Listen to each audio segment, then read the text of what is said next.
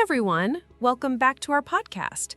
My name is Emma, and today we have a really important topic to talk about. Yes, and I'm James. Thanks for joining us. Today, we're diving into something that affects everyone, bad habits. We all have them, right? Maybe it's scrolling too long on your phone, eating junk food late at night, biting your nails, or even procrastinating. Exactly. And the good news is, habits can be changed. Today, we'll share some simple steps and practical examples of how to break bad habits and replace them with healthier ones. And don't worry, if you're learning English, we'll keep our conversation simple, clear, and easy to follow. Yes, think of this as a friendly chat with two friends. So, let's get started. And James, let's start with the basics. What exactly is a habit?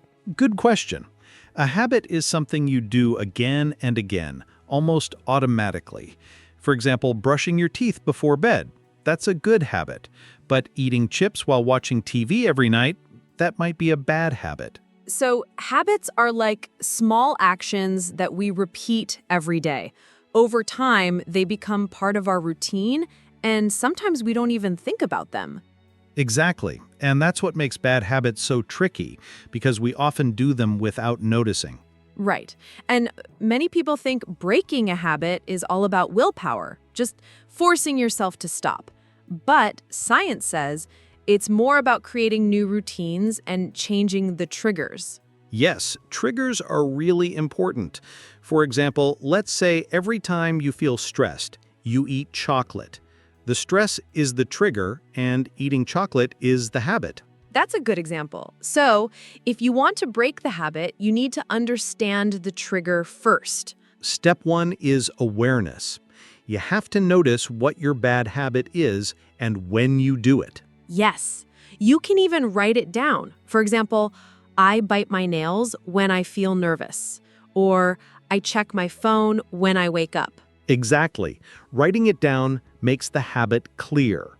Without awareness, you can't change. Step two is finding the trigger. Ask yourself, what makes me do this?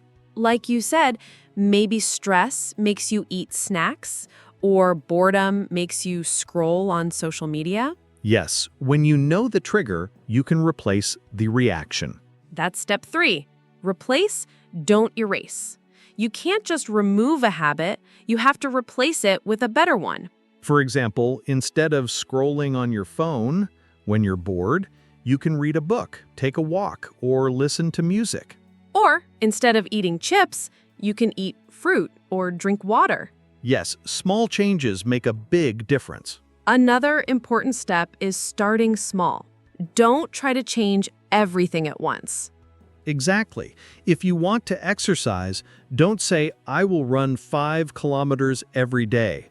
Start with 5 minutes of walking. Yes, small steps are easier to continue, and over time, they build into big changes.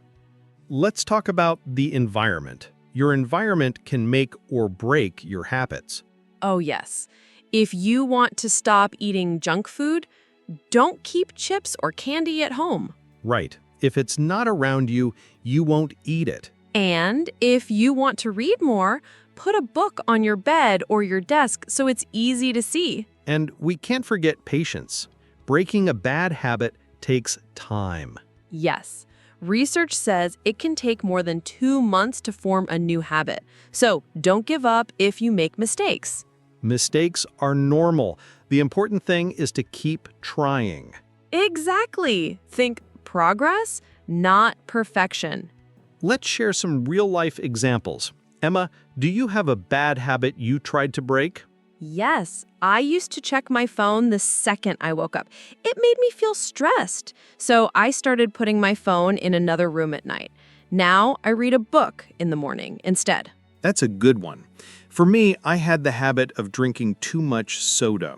I realized the trigger was eating lunch. So instead, I started drinking sparkling water. Over time, I didn't miss soda anymore. That's perfect. Both of us didn't just stop. We replaced the habit with something better. Let's give our listeners some extra tips. Sure. Number 1, tell a friend. When someone else knows your goal, it's easier to stay motivated.